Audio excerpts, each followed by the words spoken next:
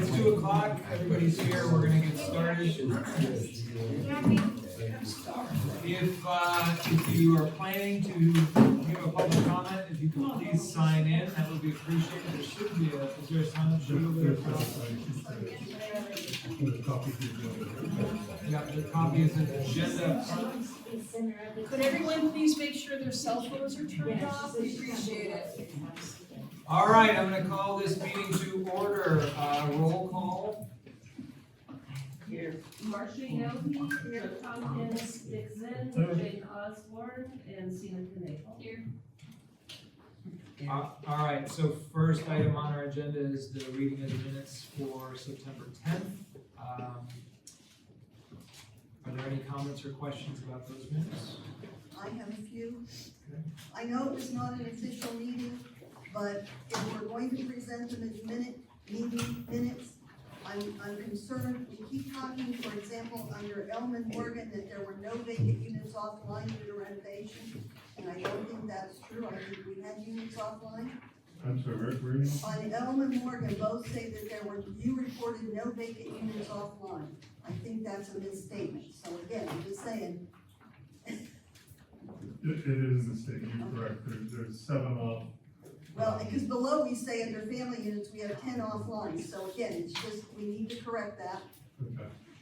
Another thing, under family sites, we talk about reopening the wait, I think it's list for Holland Towers. I don't think that was a discussion, it was for family sites. That's correct. And, so, again, just trying to What was make that? sure. Sorry, what was that second one? It has to do with under family sites, it talks about reopening the wait list at Holland Towers. That was not the discussion. So we want to strike that from the minutes. Well, I would assume, but yeah, like I said, it's inaccurate, so I don't want folks to, Is that anything else? those were the main things I saw. All right, so that these say family sites have all towers, and then correct number of schools that are offline for the event. So, we'll just take those in the form of an amendment then to the minutes, so we can vote on it, or what? You don't have a motion out there, it's just, I mean, somebody could make a motion with an adjustment based upon Marcia's recommendation. Also move, Second, okay, there's a second. Are there any further comments or questions? All right, so the motion is to accept the minutes with Marcia's proposed amendments. Those 2 amendments being to get the correct number for the offline units and to strike the item about reopening the wait list at Holland Towers. Casing myself here, so I'll take, and just so everybody's aware, so last time, this is kind of a parenthetical aside, Sina had mentioned that our bylaws state that each vote should be by roll call as opposed to just asking for yeas or nays. So I've checked in with them already, just to give you guys a heads up. So what I'm gonna do is I'll just say roll call when it comes time for a vote. Jill will read off everybody's individual name and everybody will offer their individual vote. So roll call for this particular motion. May I back up and just ask who seconded? Uh, that motion? Dick- I apologize. to you. Yep, Marcia made the motion and Dick seconded. All right, roll call. Marcia, I, Dick, Joe, Yep. Jane, Yes. and Sina. Aye. Thanks, Cheryl. You're gonna be a bit more on your toes. Right, as fast as I can. All right, so we've got another set of minutes from the 19th, the September 19th special meeting. Any comments or questions on that one? there too, I had an edit when we talked about the, housekeeping inspections. It says that the re-inspection will be scheduled in 5 days. I think the policy says 30 days. So again, we need to make sure that the minutes reflect your policy. Can you tell me where we're at, Mike?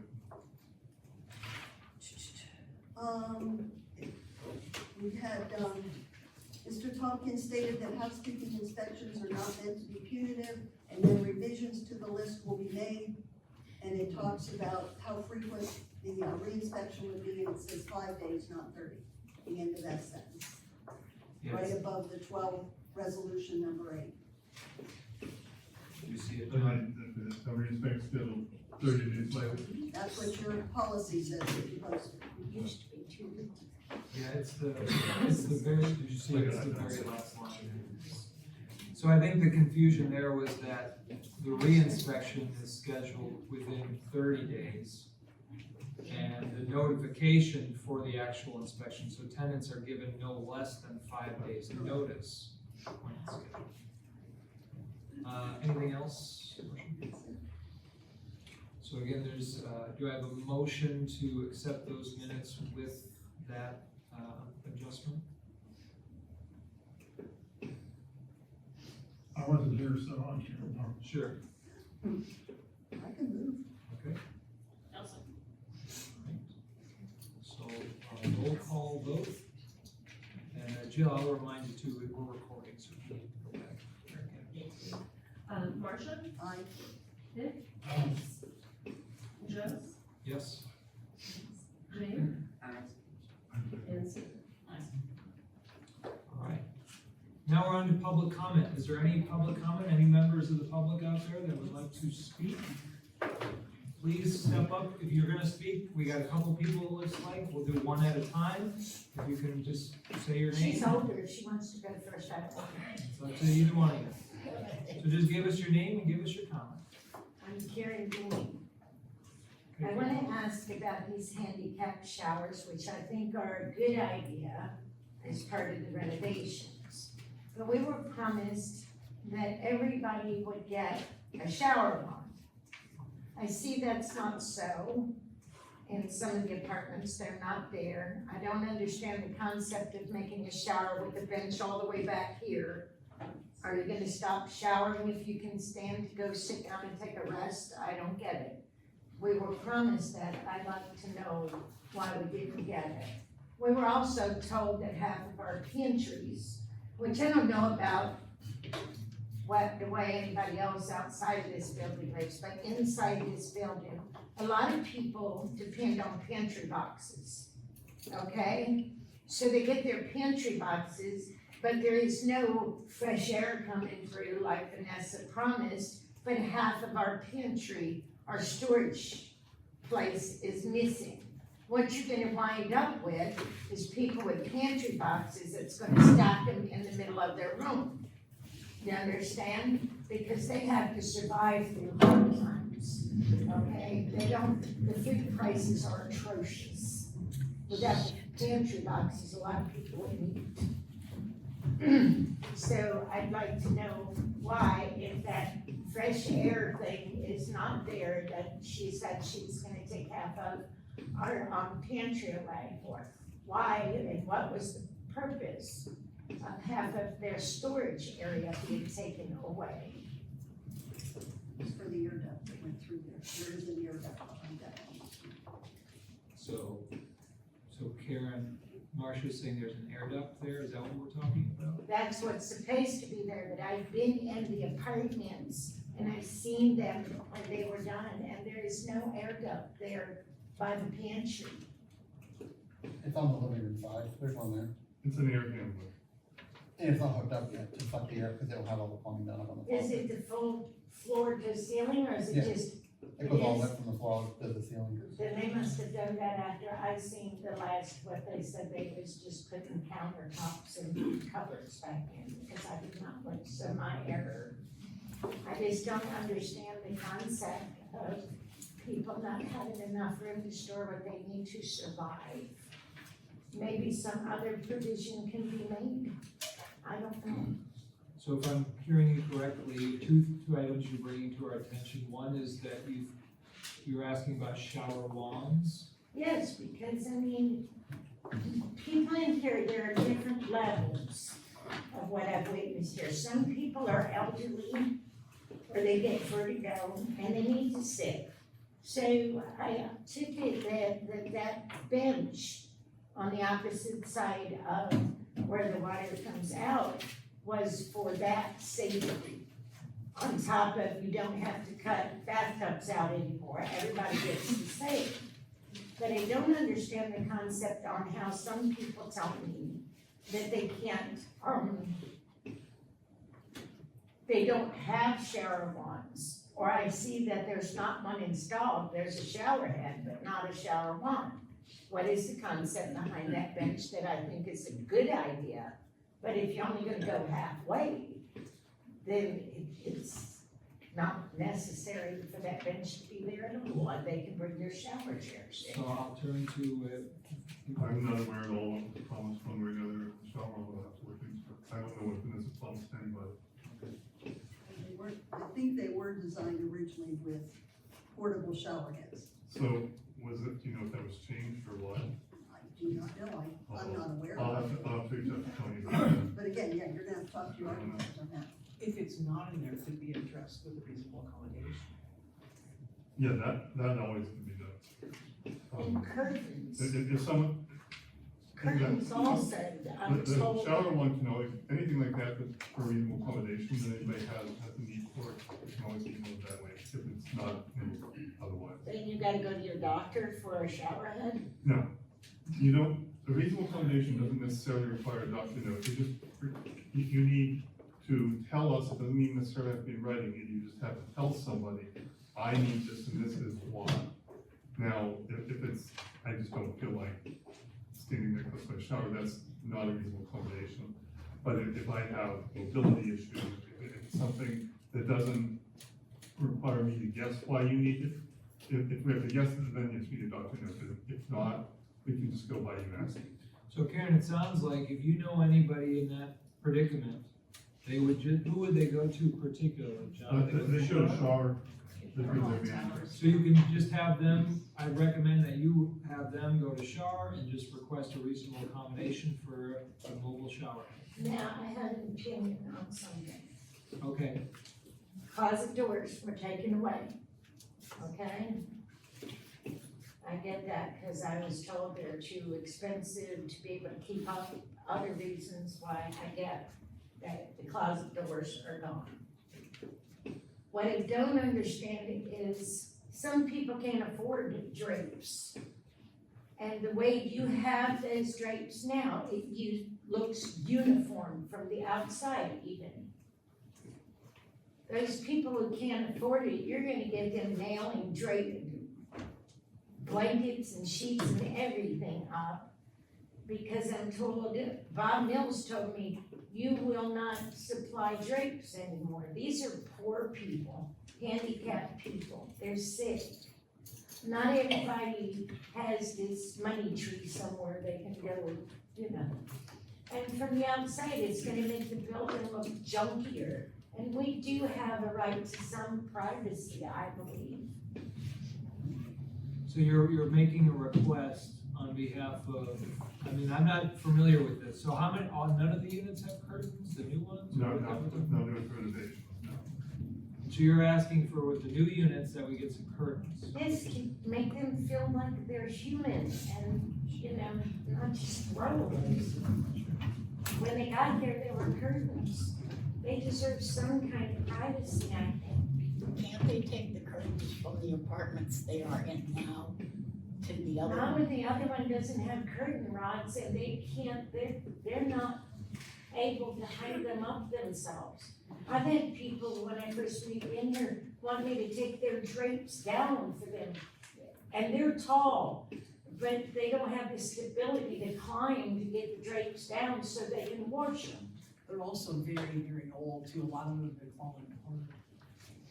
I know, but if I could reach out and say, hey, you know, we do pay rent here, and it might not be a whole lot, but other people are paying our rent too. Curtains are not too much to ask for, and then you don't have all these problems being said to me. Well, there's air coming in my windows and in my doors. That drape is gonna help that. You Could understand? we look into that, John? Just for- You can look at anything both ways, I And see think what from was originally. everybody's point of view. They didn't really plan on really putting in fixing the new units, but everyone wanted to take the curtains and move them in. Are we installing or we want that? We're installing them, like, if somebody They calls in supply and says them, that we'll they install have them. them, we'll install them, because it's a concrete wall, you can't just drill into it, so we Yeah, have and to. so I mean, no one needs to be yelling at we'll install something we've not been supplying. But I can look into that. So did you get that, Karen? I So did. if people have curtains and they want to request they be installed, we can do that. John's also gonna look into providing people curtains if they don't have them, what that would cost us, how if we can make that work. Thank you. Thank Will you. they be charged for having them installed? No?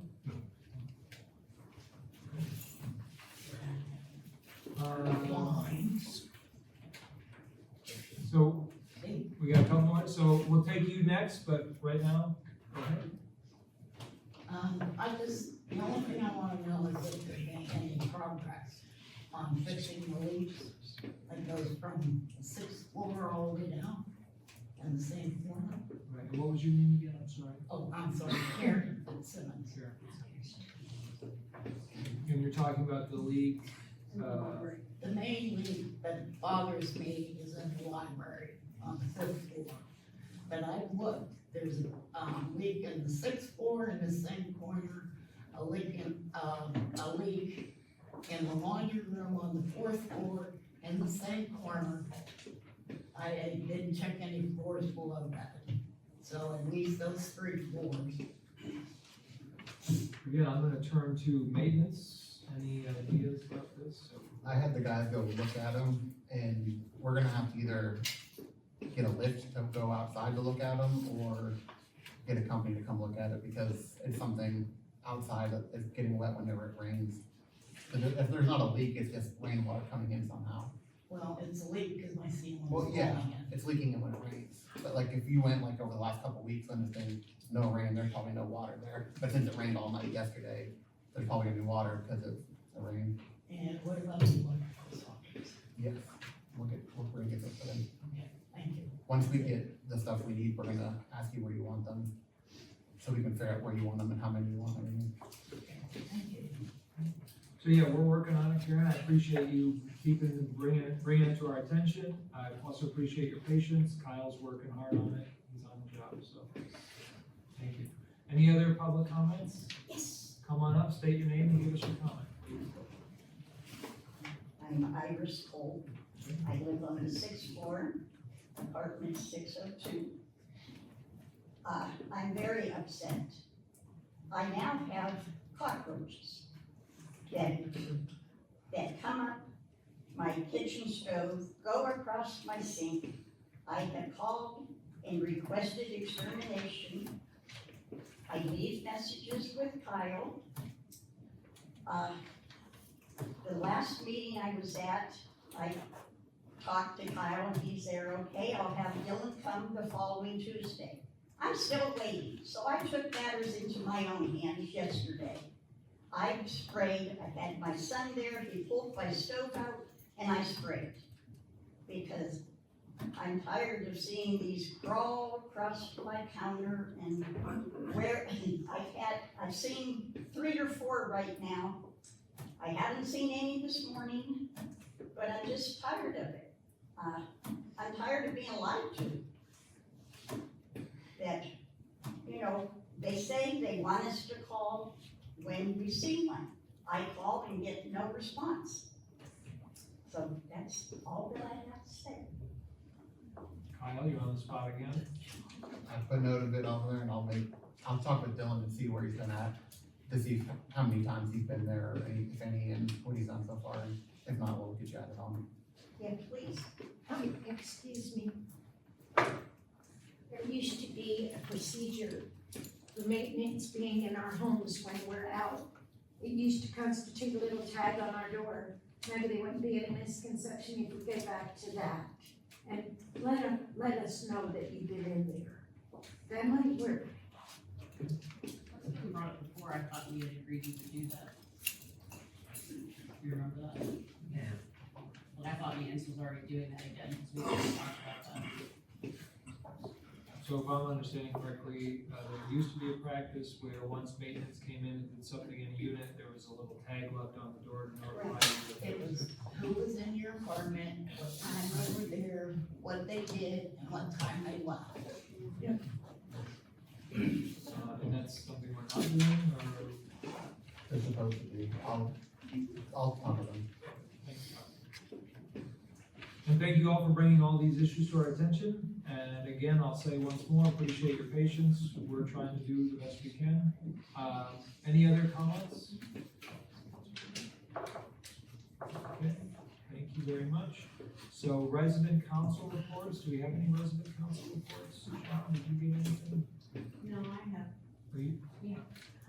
Both the MHRC and Wayneville Resident Council are interested in trying to recruit a resident outreach coordinator. They're not elected to join the council. Resident outreach coordinators are tenants of the property, and their purpose is to help build the capacity of the resident council and encourage tenants to attend council meetings. Resident outreach coordinators can also recognize emerging tenant leaders. So it's just a build up the council. Okay. And is that on behalf of a particular resident council? That's both William Hill and Meadville Housing. Thanks. Okay, so now we're on to the report of the acting ED. Okay, got a couple of things. I don't remember if it was the last meeting, the special meeting, the one before, but Mercy would ask about the lawsuit claim from HUD. And I reached out to our auditors and to our P accountant, and I included their response in the packet. But the funds from that are in the CDs that are currently at Erie Bank. And they, I have a letter here.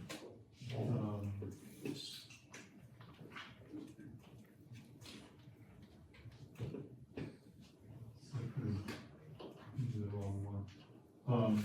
In any case, the funds are in the 3 CDs that are in Erie Bank, but they're not required to be separately listed on the current audit. They were in the year they received funds, but they're not. Okay, but those funds, in other words, those funds don't show up in, that was my question, in that audit.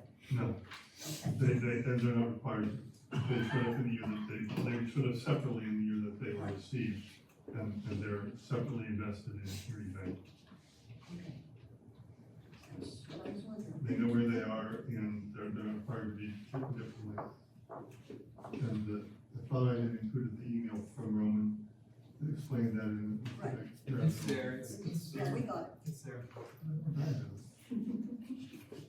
No, like I said, I was just checking because I didn't see it in the audit, and I wanted Yeah, to know. it's not. Because again, it's one of those things of, as fiduciaries, we need to make sure Right. that that money doesn't slide out the Well, door. as I mentioned when it was brought up before, I only got access to Vanessa's investment spreadsheet toward the end of July, early August.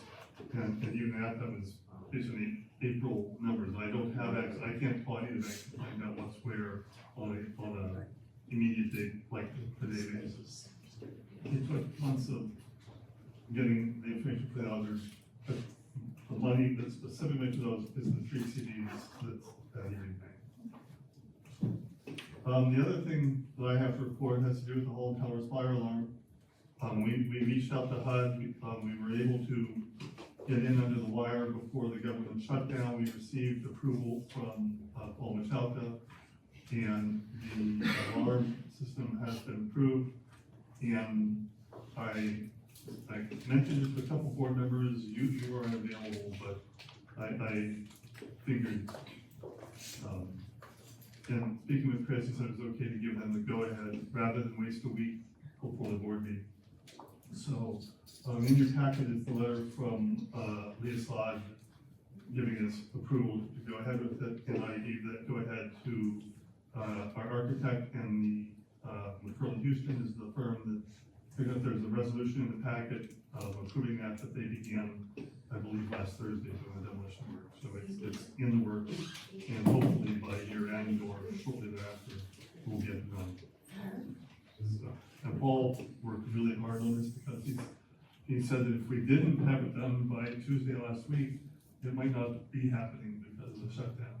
So if you try to get hold of them right now, there's nobody available.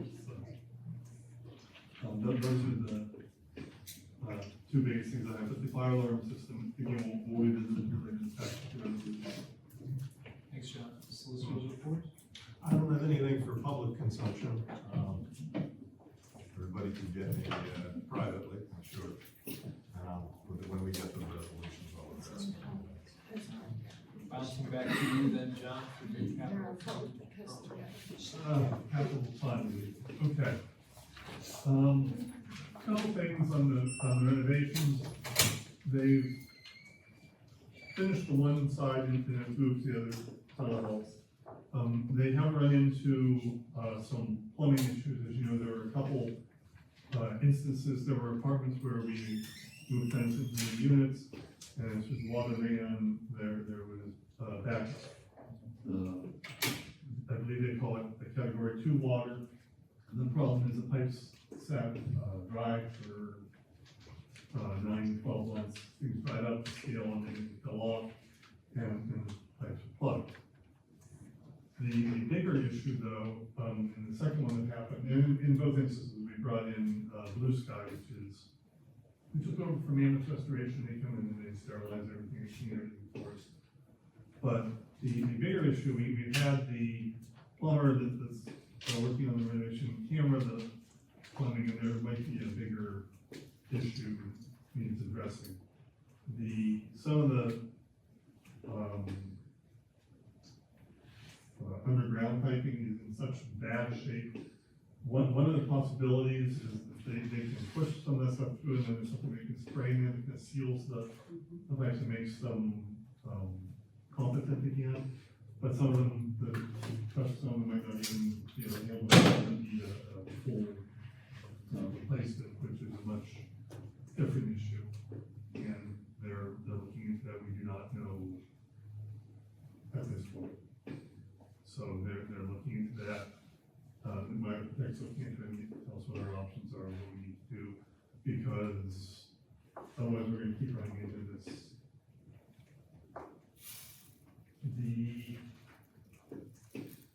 The other one, housing related hazards and lead-based paint, we have been given the go-ahead to start installing the stoves in Mullen Towers, so those will be happening, shortly, and we'll be getting their new stoves, and they're ready, they'll be able to get with that. Excuse me, John. Yes, ma'am. That won't be in all of the apartments until they're renovated, right? Just in the renovated ones? Initially, is that right, Tom? Yeah. That's initially, yes. Good. Yes. Question, John, on the stoves. I know initially when we were installing the stoves in the first group that were completed, there was some issue whether we would have the electricity capacity to operate them. We have Is been that- told by the electrician from Spader that it'll handle it. Okay, that's, They have not completely finished the, upgrade that they're doing, but they have told us that it can handle. They did a panel today, that's why the power was off today. What's that? Oh, did they put that in? No, Yeah, it's the in new there. panel's in, that's why the power's been off all day today, because they had to wire the new panel. So they're upgrading as we go, but they did tell us that it would handle it. yeah, I knew that was an issue in the beginning, so I Right. just wanted to make sure before we promise something we can't deliver. No, they gave us a go ahead. Okay. Any other questions for John? All right, then moving on to Alan Morgan's Dad Sites Fund.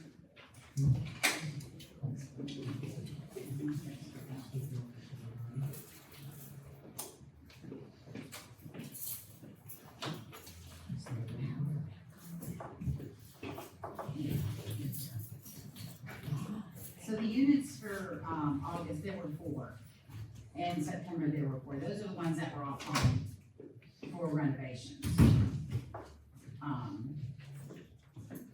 Marcia was asking about it. There's no new leases for, Warner scattered sites, and there was 5 interims, change of circumstances, 7 re-exams, 1 eviction notice, and, 15 notice to vacate. In Fairfield, August, there was 8 units offline, in September, there were 7. We did take one offline to lease up. And there was 3 change of circumstances and 9 re-exams, eviction, and 2 notices to vacate. That's it. All right, are there any questions for Tommy Joe? So I have a question. Tommy Joe, last time, I can't remember if it was, the board meeting or the special meeting, I think it was the board meeting.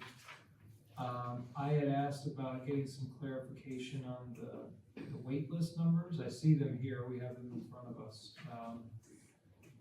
But I recall from previous meetings where there were like two different wait lists. There was the papers, there was the computer system version. And so I'm just trying to figure out where we're actually at with the wait list numbers. Okay. The waylist that I deal with are the applications that are completed and ready to be signed. And I had, did we do put it down here? Okay, I'm going from memory now. I had 2 people on the 1-bedroom list. I have no 1-bedrooms. I had 8 people on the 2-bedroom. 4 of those people need handicap units, and these are families. I have no handicap units for that. The other 2 I had to withdraw because they failed to respond, and 2 I leased up this week. There's no 3-bedroom applications, there's no 4-bedroom applications, and there's 1 5-bedroom application, but I don't have any 5-bedrooms available right now. The guys are getting the units done, as they're getting them done, Donna's taking them offline, I'm just waiting for applications. Sure, okay. So the applications the applications you were talking about, the SHARs, there was over 500 and some online applications, and there was 55 or more paper applications that are not processed. Okay. So there are 500 online and 50 not processed. Right. And that's for all public housing, not just Holland Towers. Correct. And so, and when you're talking about the wait list that you have, if I'm understanding you correctly, so SHAR is fielding like the incoming stuff, and that's where the 500 and the 50 come from. Yeah, those are supposed to be processed and put in the system. I do not know if they're in there or not. I highly doubt it. And the other ones, they date back to 2023. I don't know if they're in the system or not, the paper ones. Okay. I mean, I personally feel like if somebody submits an application, right, that they should have confidence that those applications are going to be processed and they're going to be placed in the system. So this seems like something we need to deal with pretty quickly. Are we dealing with this at all? Yes, we are. Okay. With Jill being here now, she's been sending out push letters, one right after another, and she started getting back 1 week ago. Yeah, if I, can speak on this, I've been processing applications, coming into problems where people haven't submitted all the applications, so I go through, see what's needed, send out a certified 10-day letter, reach out to people however I can try to get that information. It's a slow process, but I'm working on it and making good progress, so. All right, well, I appreciate that, that's good to know. I kind of a general question, I suppose, for all 3 of you, if not John as well. I get questions quite a bit from people who are looking to apply to get into public housing. And one question that comes up is, well, how long will that take, that whole process? If I do qualify for public housing, how long does it typically take for somebody? I know it depends on the bedroom situation. Right. So it should, to get them on the list, it shouldn't take, if they bring in all their information, it shouldn't take no more than maybe 6 weeks. Okay. So 6 weeks to get. If they've got everything turned in, by the time the girls get them in programmed, and anything they need to verify or whatever, it should only take 6 weeks like that. And because I was working. One of the problems with the online applications is the release of information, like they can't sign, there's no release to sign. And there's no place to submit like the birth certificates and all that documentation. So that's you going and following up with that? Yes, yes. I am I have everything processed up until I'm working on November of last year, so I've been trying to get as many as I can on the day. So just to follow this to the conclusion, the last question then would be, so once those 500 online and 50 applications that have not been processed yet, once those go through, presumably the wait lists are going to increase, right? The wait list will go up. And we'll be on the list as Oh, well. my wait list, yeah, my, yeah. One thing Jill and I are working toward, is when we are caught up, and I'm still helping her to some degree on Weedville as well, I'm not just with Section 8 anymore, which frees me up quite a bit. What we're gonna be doing is, as people submit applications, we're gonna be very quickly inviting them in for a meeting with them to make sure that they bring all their documents, that everything is signed, so that we can meet with them and give them additional confidence if they're not going to be waiting as long as they are now. That's great. And the ones from 2022 and 23, I found a stack of about 13 or 14 of them in the previous commissioner's office. Because they're too old for the system to allow them to go in, I work with Hagan, and they're working on a way that I can actually enter them with the old date, but it's like a workaround. The system's not designed to take them if they're 2 or 3 years old, but we're working with that to get people in the correct place. Okay.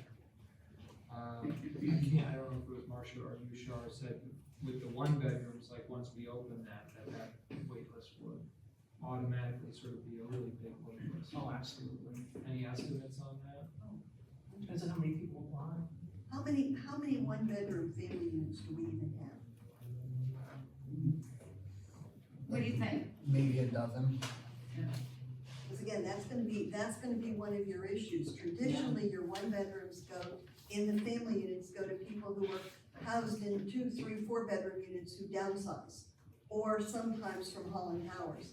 But again, I just caution us, because I see that's on the list. We start opening that list, there's gonna be, particularly with Holland Towers closed, there's going to be a rush. And those people may sit there for years and years because we have to house the people in-house first. So again, I just wanna make sure we're not setting people up for, failure, or, believing that there's hope out there when there isn't. Sure, yeah, no, that makes sense. I think too, Kyle, those one bedrooms are more handicapped, aren't they? They're like one level floor, there isn't that many that have upstairs. The one bedrooms are not. There's a couple one bedrooms that are upstairs, but Yeah. they're not handicapped. Right, but the rest of them most generally are, and they're filled. Yeah. Then people never leave. They're, so that makes it. The last list I purged, it was over 138. I had purged when I first started working here. And that's when we closed it. I guess I hear exactly what you're saying, Marcia. We don't wanna give people false hope. At the same time, I wonder, are we gonna be perpetually stuck and never have that wait list open? I mean, are we in that kind of situation just by virtue of the fact that there's such a high demand and we have so few units? I mean, is it essentially, or effectively the fact that you're just not gonna get a one bedroom in public housing for the foreseeable? Well, again, ultimately, the one-bedrooms you traditionally got were in Holland Towers. Due to the renovation, we've cut that, we've eliminated that. But yeah, the bulk of your one-bedrooms have always been in Holland Towers. It's just reality. And I'm hearing word from applicants that are trying to find a one-bedroom unit, there is nothing available in Meadville, is what they're telling me, so I'm not sure. Well, and that's why I'm trying to get to get a sense of what our time horizon is for this.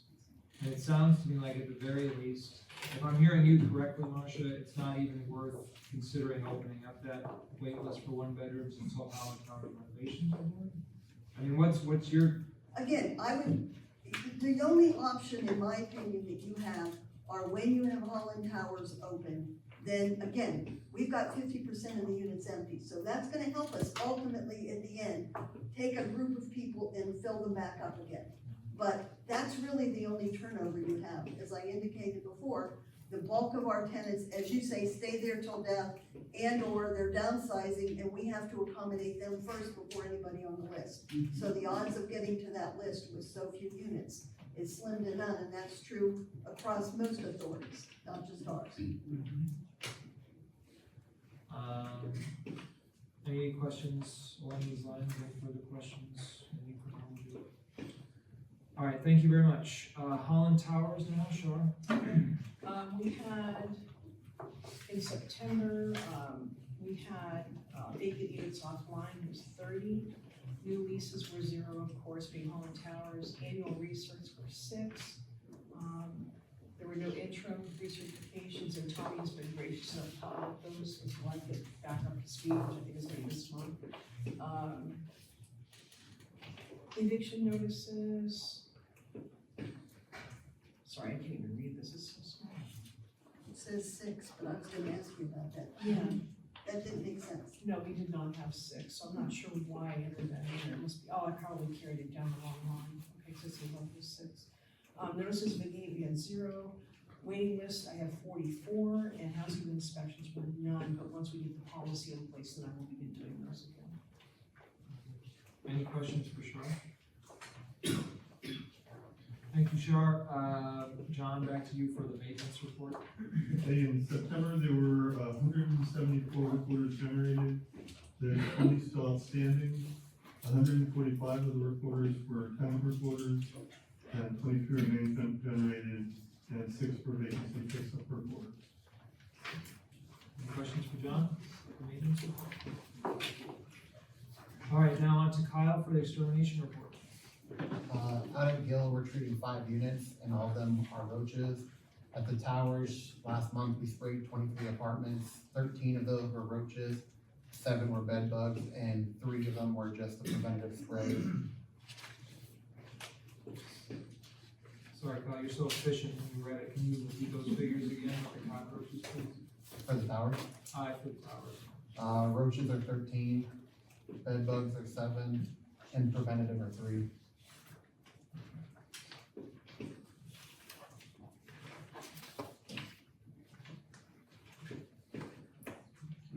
Any questions for Kyle?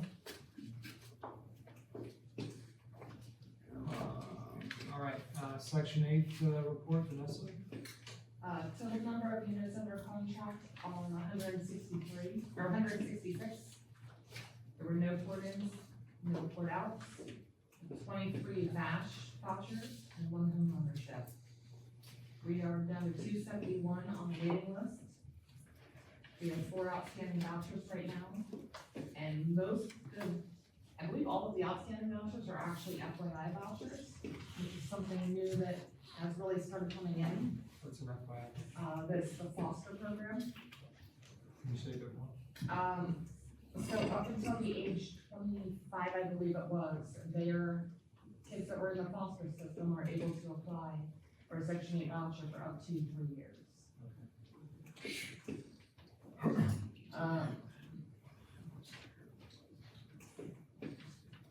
We had 9 recerts, 5 interims, 1 new contract. And the total spent was $70,242. Any questions for Vanessa? Yeah, I was trying to juggle some of the numbers. Are we getting close to at a point where we can't issue any other vouchers because we'll run out of money for this fiscal year? I was doing a little bit of math a couple days ago. I should have the paper with me. I don't believe that's going to be an issue, but I'm definitely we're maxed out on VASH at this moment. Typically 22 is the max, we're at 23. For the FYI vouchers, I'm weighing that option to see how many more we can get, because Chaps is definitely sending those in like crazy. So, I'm gonna run a few numbers and see how many of those we can get. Do we still have reserves that we can tap that help idle for us, assuming nothing's even open? And We do. There are some additional reserves. I forget what they are, but I know it's, We do. could be 30 to 40,000, my number serves me. Okay. Do you know that number off the top of I your head? don't know off the top of my head. Well, I know with the balance remaining, we have 269,000, almost 270,000 left for the year. Yeah. And we've only got the 3 months left. I juggled some numbers. We were still good, but we Yeah. were getting close. It's getting close, We are- it's definitely getting close. We did that last year. I know, that's why I said you can't go over. And I haven't been issuing new regular vouchers to get us to stay in that number. Thank you. So a lot of the other vouchers are almost unaccountable, or gone. Any other questions for Vanessa? All right, moving on to, I believe it's Richard. Yep. We had 18 inspections, 7 pass, 7 fails, and 4 inconclusives. Any questions for Richard? Just out of curiosity, what makes it inconclusive? One burnt down before I got there. One person left the Section 8 program. One would get moved to the next month, or I don't have access to something. You know, Just curious. that's inconclusive. Richard, I have a question only because I'm relaying a question that I got from somebody who has Section 8. If a Section 8 voucher holder is concerned about their unit, they feel like a landlord is not making repairs, Yes, they can call. call you directly. Yeah. Any other questions for Richard? All right, application, Sean?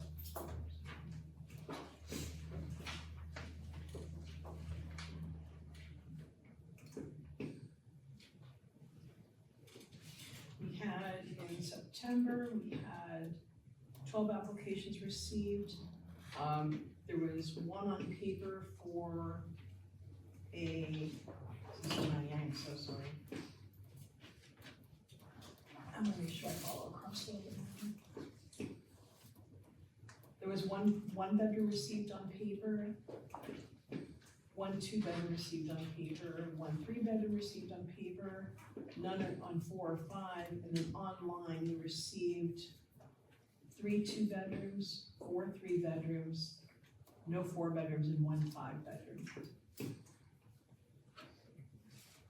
Any questions for Shar? Shar, I have what's probably a really stupid question, but I don't care, I'll ask a stupid question. So because the 1-bedroom wait list is closed, somebody applies for a 1-bedroom, they get an immediate notice that says, sorry. Not any longer. I believe you had a conversation with John about that? I don't remember. Or am I incorrect? I thought you had told me to just start processing them a couple weeks ago. Well, it depends whether we open up or we haven't. Yeah, the board would have to vote on that. Oh, I see, okay. So this was maybe a mistaken application, I mean, a mistaken process. Yeah, we had, I'll have to check with Jill to see how many we had, but they had not been notified, so we could always withdraw them if you wish. Just the ones in the past couple weeks. How many of them are there? Maybe 6 at the most. I mean, I don't know what your typical process is, and I don't know what the rest of the board thinks. I think we owe it to them. You can communicate that you've received their application, however, there's a really long wait list to the point that, it's been shut down. And it's highly unlikely that we're gonna see that 1-bedroom. Okay, thank you. Okay, Barb, for resident initiatives. William Gill Commons will have their Halloween party on Friday, October 24th from 4 to 6. Flyers will be mailed to all residents, and Amigo Housing Resident Council will have their Halloween party on Wednesday, October 29th from 4 to 6. Again, flyers will be mailed to all residents. Halloween arts classes will be held at Gill the week of October 13th, 2025 from 4 to 5. And Amigo Housing Resident Council will have Halloween arts classes at the VFW the week of October 20th from 4 to 5. The HAI group, which is Insurance for Public Housing, reached out to me for their fire prevention poster contest. 3 age groups, ages 6 through 9, 10 through 14, and 15 through 18 can participate. First prize winner gets $50, second prize is $30, and third prize is $20. Both William Gill and Amigo Housing Resident Council will participate. The deadline for posters is October 31st. The senior food box at Holland Towers now includes frozen meat, which I have yours, Karen, in the freezer here. No, ma'am, mine was on top of my box, it was white chicken meat. Yeah, you got that? Okay, good. And other food items that will be placed on top of their box, and that will start next month. Any questions for Barb? All right, moving on, items for potential deliberation action, resolution number 7, the annual housekeeping inspection policy. That's still a pretty big one. Right, I believe that, could you notify me as soon as you posted it, I did the math, I think there's the 30-day comment period ends October 27th. So just for members of the public out there, or for anybody's gonna watch this on YouTube, at our last meeting, which was a special meeting, September 19th, the video is now on YouTube. If you missed that meeting, you can go back and watch it. The bulk of that meeting was the board discussing an annual housekeeping policy. We've been working on this for a while now. We made some revisions to the policy that was on the table in front of us.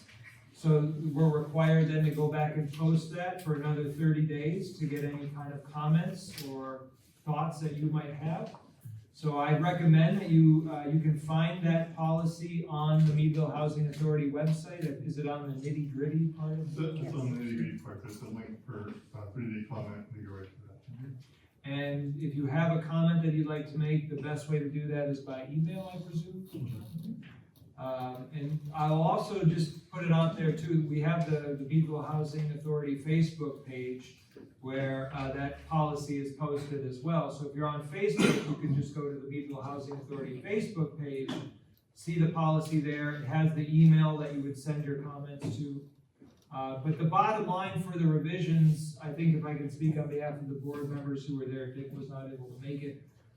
The kind of conclusion we reached is that we want this policy, this housekeeping policy, it's not meant to be punitive in any way. It's purely about us working with you all to sort of get in front of any housekeeping issues that might arise before they get out of control. So by having annual housekeeping of each unit, it allows us to kind of see if anybody needs help and to try to get them the help they need before things get worse. That's sort of the idea. So I think on behalf of the board, I think we'd all welcome your input if you have any input to make. And then we'll probably be then talking about it, if not voting on it in the November meeting. Resolution number 8, the integrated pest management plan policy. I don't know if you have anything particular to say to that, John? No, because we're in the midst of, we're in the midst of talking with some of the outside exterminators as well. And until we met with one of them, we were due another one Friday, and we held each up to the third one, so we have all that. So we can tell you which direction we're moving, there's not a whole Right. Yeah, and I think, again, just for everybody's sake, so everybody's clear what we're talking about here. So in addition to the housekeeping policy, we've also been considering a pest management plan policy. That's something that we want to have on the books pretty soon. We haven't had time to really get into that because, as you can imagine, I think discussion of that policy is going to take quite a bit of time. So what we're working on right now, what John was just alluding to, is that we're working with some, looking at outside exterminators, to potentially have a contract with them to get their help. So we met with one exterminator, it was, what are they called? Orkin, sorry. We met with a representative from Orkin on Monday, we're meeting with another company this Friday, and then, did we get a hold of, was it Maximum? Yeah. So we're hoping to get a sense of we're gonna get some estimates from them and hopefully be moving on this. I would like to see us get to this before the November board meeting, so there's a good chance we'll be calling a special meeting, or I'll be calling a special meeting before the November board meeting to talk about both the pest management policy and potential exterminator contracts. So we're moving on it, we're trying our best. Any questions, further questions about the pest policy? All right, so the next resolution regards the fire alarm that John mentioned earlier, the fire alarm system. So it's in our packets. I don't know if people had time to review it, or John, if you have anything else to add to this resolution. I'd like to answer any questions, if anyone has questions on We're basically ratifying the decision to. that. I've already approved, we've already gotten HUD's, gold stamp of approval, so to speak. So any questions for John about the fire alarm system resolution? All right, is there a motion to approve the resolution? Sina made a motion, is there a second? Jane made the second. Any further discussion? All right, then I'll ask for a roll call vote, please. Marcia, Aye. Dick? Aye. Joe? Yep. Jane? Aye. And Sina? Aye. So resolution number 11, the reopening of the family sites one-bedroom waiting list. We've already discussed this a little bit. I'll just expedite it. Is there a motion to reopen the waiting list? Steve makes the motion. Is there a second?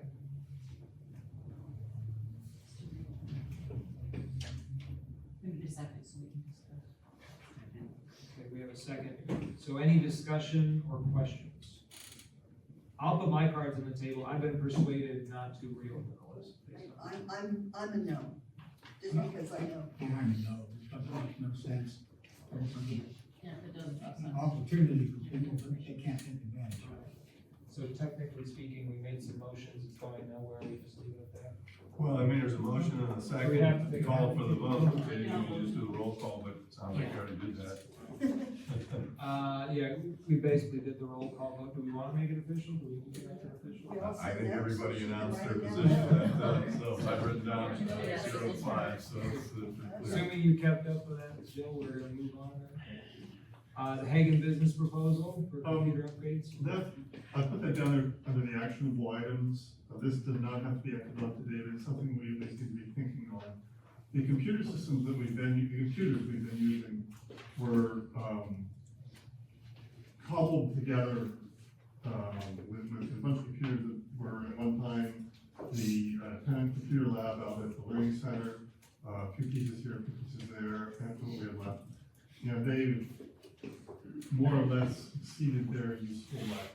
We've been using them as such for the last 5 years, and they were set up in some other instances for several years before that. And we are starting to run into some technical issues with them, particularly dealing with capacity. Because we have been scanning a lot of things and moving a lot to be a lot more paperless, it keeps filling and then we get shut down. And Hagen has given some workarounds on that, but eventually, they said we need to be looking at putting a new system in. Vanessa and I both had met with them last year, somewhere around this time, and the thought was moving forward, when we put new ones in, rather than buying a bunch of new machines, we would lease them from them and then they would maintain them and keep them updated. And they've assured, so that this is what the proposal that they've given me, and they've assured me that doing this will eliminate completely our capacity or storage capacity issues. Whether it's the time to do it right now or whether we need to wait or there's I wanted to make you aware of where we're at and what we're looking at for that, because we are having issues with the system we have. Is this an urgent issue? I wouldn't say it's a today urgent issue, but before the end of the year issue, yes. I would say that. So when we get a budget, Well, yeah, and that's why I did push for this today, That's right. because we are working, we have to look at that as well. I know we need to be fiscally responsible, but it is going to become a bigger issue than it is at the moment, fairly. So there are two parts to that. You have two different, Yeah, there's two things on there. The first part is the computers themselves for everybody. And there's a couple changes with what they're gonna do with that. With computers, like for instance, we have a computer here, and a few of the employees have computers at home or laptops at home. And what they're proposing to do is the laptop would be in those instances, would become the computer, and they would have a docking base at their desk, here and at home. And the benefit to that is you don't have a computer sitting there someone could potentially access how they put information on. So that's some of the change. The other change, though, the second part you see there has to do with the tablets that the maintenance men use to do their work orders on. And there would be a tablet set up for Rich because the inspection program, it hasn't been done this way thus far, but the inspection program is actually designed to be done on the tablet as well. So that the second part there is the tablets and stuff for maintenance and inspection. That's why that's the two parts. But one, if you don't do one, doesn't make any sense to do the second one. No, not necessarily true. I mean, the first part, the bigger part here is the thing that's gonna have to happen at some point. The other is and that one, requires a 5-year, 60-month lease. The tablets is a 3-year lease, and it would bring things up to speed better, but it would not necessarily have to happen right away, but it would improve some of their efficiencies, and would give Rich some capabilities that we don't have it all right now.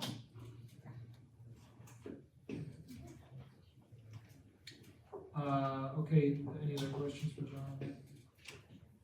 Moving on then to Alice and the shade tree proposal. So, not everybody was here at our last meeting in September. If I can recall, the substance of that conversation was basically, Alice is here on behalf of the Shade Tree Commission. The Shade Tree Commission received an environmental justice grant to improve the tree canopy in Meadville. They were awarded 43 trees to plant across the city. And they were requesting to plant some at Elm and Morgan Village, total of 29. Well, it was originally, but Okay. based on the comments made at the last meeting, I've done a revision of the list, so now it's down to 23. Okay. And the last thing I'll say, and I'll turn it over to you, Alice, is that I think the substance of the conversation, for those of us who were here last time, were concerns about maintenance, both of the trees themselves and any potential kind of like issues it might cause, like apples on the, crab apples on the ground, that sort of thing, for our mowing team and that sort of thing. Right, that was one of the main reasons that I took, there were, on the list originally, there were 2 crab apples. And when I did this revision, I took one of the crab apples off. The other concern was the fact that the scale of the tree would be detrimental to Kyle and the maintenance being done on the grounds. I did leave one crab apple on there, but that crab apple is a gauge-shaped crab apple, and it's a very small crab apple. It's actually a hybridized to use for street trees. We're not gonna be using in the right of way, we're gonna be using in the lawn areas, so they shouldn't have any problem with them. Other than that, what I did was originally I had trees on Chula Court. I took the trees from Chula Court and redistributed them because I had taken the crab apple out. Chula Court still has those really nice notes there, so maybe next year, if you're still interested in that, we can put those other smaller trees on Chula Court, but otherwise, I think those pin oaks will do there, so that's basically what it comes down to. The rest of the trees are all small flowering trees with negligible or no real fruit at all, and they'll do well in these places. So essentially what Alice is doing is she's proposing with the Shade Tree Commission to plant 23 trees on the grounds. The question for us as a board is whether or not we grant her and Shade Tree Commission the permission to do that. Does anybody have questions for Alice? Last time we talked, you were gonna provide us with an MOU. Okay, I talked to the city twice about an MOU and I didn't get a response. So, that was it. That does it for me, because I want them to be responsible for maintenance and trimming and so on. We can't take that on.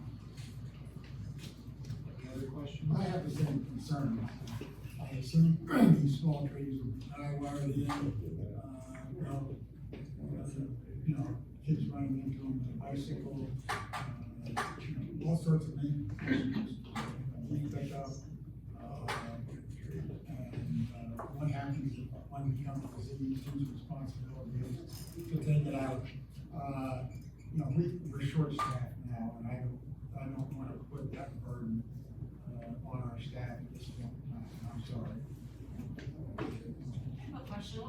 maintenance would those trees require? Very little maintenance, very little maintenance. I've been a certified arborist for 30 years, and I've planted a lot of these trees and very little maintenance associated with them. And they're pretty disease resistant now. Very disease resistant, yes, yes. They were specifically selected for that reason. The whole point of the environmental justice grant is to provide a better type of living for people that are in, low-income people. That's the whole point of this grant. It's all quality of life issues. It's through the Department of Conservation and Natural Resources, through the Commonwealth of Pennsylvania, and also the Pennsylvania Urban and Community Forestry Council. So the whole idea is to improve quality of life, and that's what the grant is for. And well, speaking as a former resident, I can tell you the trees do make a giant difference. So when they started removing trees and not replacing them, it really was very depressing to look at and see all the trees disappearing. So I'm in favor, like, we have trees anyway, we've had trees, I think the whole time the project's existed, so I don't see the problem with replacing trees, especially since they're gonna be small trees, they're not gonna be huge trees. And they're just. And they're not pine trees. Yes, they're not pine trees. We've done a lot of this planting throughout town, in particular in the Fifth Ward. We've actually established a tree tenders group that we actually go in and train people to take care of the trees. Like when we've been through this drought the last few weeks, those people are going in there and watering. We teach them how to prune trees. It's also another way to learn some life skills.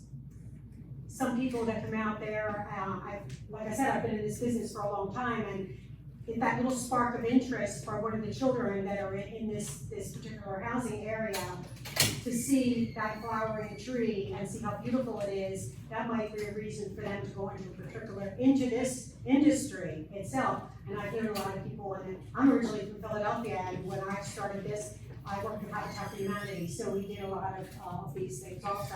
And it really makes an incredible difference, not only to the community, but also for the aesthetics, but also the functionality and also the future of these residents in this area, because they're all not adults, they're all not seniors, a lot of them are children, and it really makes a difference, so that's.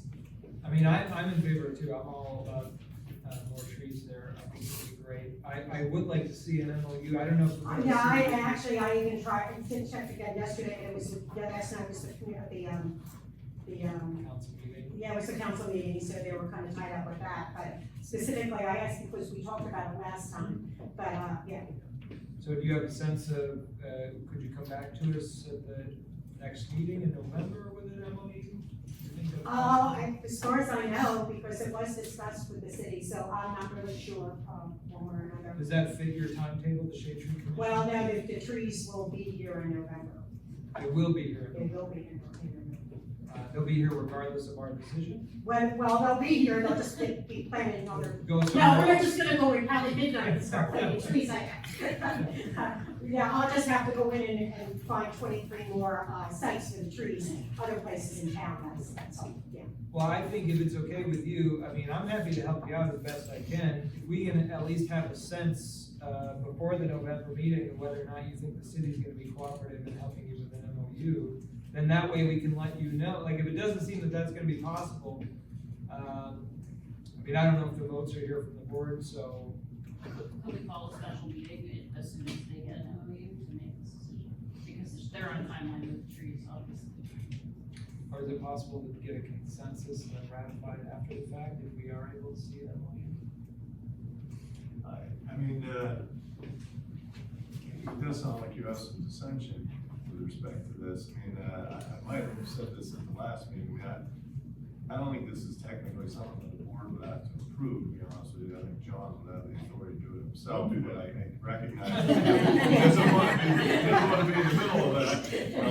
You know, so there's lots of options here. I mean, if you wanted to be in the MOU, I suppose you could direct me to do something. I mean, that's fine.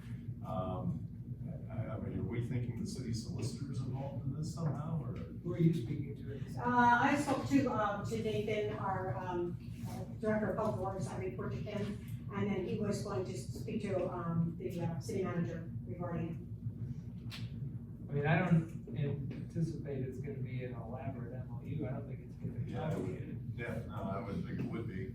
I mean, you're talking about maybe having a special meeting for your vest inspection stuff.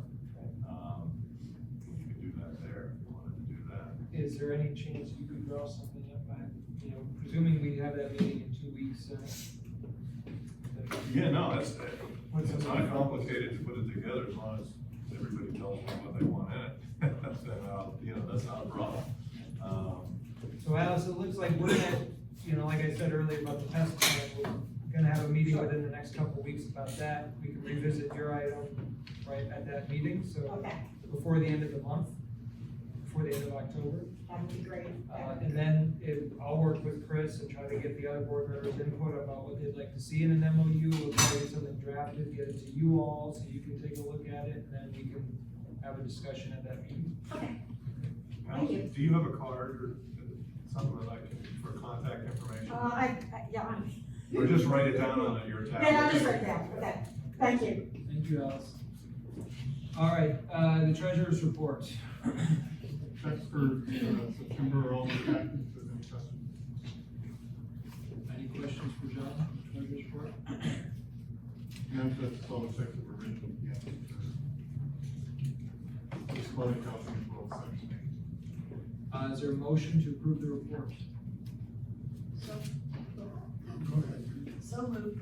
Motion, okay, we got a motion and a second. Any further questions? I guess there were no questions. So I'm gonna abstain from this vote, but roll call vote, please. Marshall, Aye. Nick, Aye.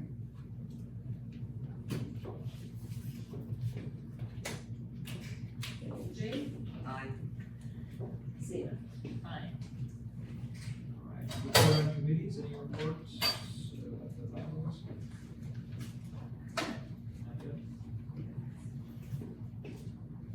We're gonna Joe, she changed jobs, so our schedule's Messy.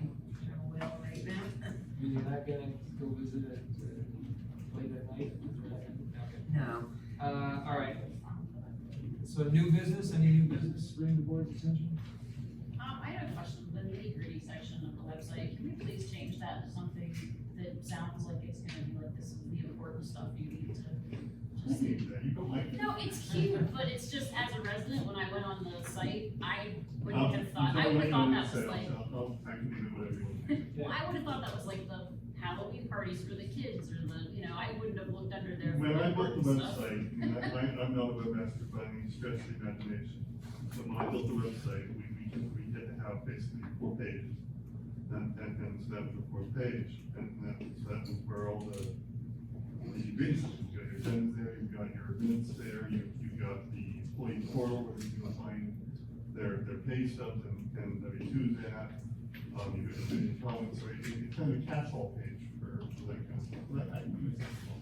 Yeah, no, I'm not knocking the name, but it's just like, I wouldn't have read that name and went, oh, that's where I look for, you know, stuff that I. How about the kitchen drawer? I guess it just doesn't have like gravity and like the importance of the stuff that's in there, you know what I mean? I'm looking to suggest. And also, and I'm old, I know what nitty-gritty means, but I'm sure coming up Well, now wait a generations. minute, sure old, let me tell you, Yeah, I don't know that everybody's gonna necessarily Understood. interpret that the same way, Okay. so. Any suggestions for a replacement? Important stuff? Important stuff might just, because it's to the point, it's concise, there's no poetry to it. I'm gonna miss nitty-gritty. All right, any other new business items? Communications? Just in the interest of, transparency, I guess, at, one of our meetings last time, I know John did an update on, the gas line at, Oregon Village. And we were talking about replacing the gas company, the outside meter, because it's gone bad. And at the time, I had asked John if the units themselves had meters or some sort of unit inside the, particular residential unit, and his understanding was no. But ironically, after that meeting, I don't know whether it was from people here or people watching online, I received a picture showing me that all of the units there do have a meter in the laundry room, which is in the livable space of the units. And again, that was one of the reasons I think that we were looking or considering, and I know we've gone past that, of putting meters outside to make it safer, because what this person, whoever it was, I don't know if it was a tenant or not, but whoever sent me a picture said, with all the kids and with all the stuff that's in these laundry rooms, anything that hits that or bumps that has the capacity to do damage, and that is in livable space. So again, I just share that with the board, that as we go forward and are thinking of renovations or modifications, we may want to still consider that. And I don't know that when National Fuel presented to me what they were gonna do with the separate metering, I don't know if there was anything said one way or another, whether they were gonna move that meter out or where it was placed. It was strictly setting up separate meters to actually be able to build the separate units. So whether that thing's, the unit, the device you're talking about was in any way going to be removed or replaced or relocated, I don't know if they mentioned that. Yeah, like I said, I don't know, I thought it was, but that's why I asked you the question, I didn't know, and Yeah, then these folks their concerned about approach at the time of the meeting was that they had never even done something like this, and they had to think out of the box, because when Vanessa had approached them, their sole consuming issue was that the primary meter, which is outside, has a couple of hairline, leaks. And they wanted to replace that and charge for it, and she expressed interest in the other, they had to get their engineers and the rest involved, because they had to have done or thought of something, so. yeah, I'm no, I not just sure wanted, what since moving I that heard was it, I part wanted of to make the sure we were problem. all in. Well, I would just say I've been in my house for 50 years, which is probably close to the age of the projects. I've had to have the meter replaced twice because of it's outside. But, normally what they do is they take a bag, meter out, take it back, refurbish it, and reinstall it. And, I just think that, is sort of a liability that I would want to take. All right, any further communications? Do I have a motion to adjourn? They made the motion, I'll second. Tina seconded, roll call vote. I guess I could do the roll call to save you a little. If you're patient, I can. Marcia? Aye. Dick? Aye. Joe? Let's get out of here. Ray? Aye.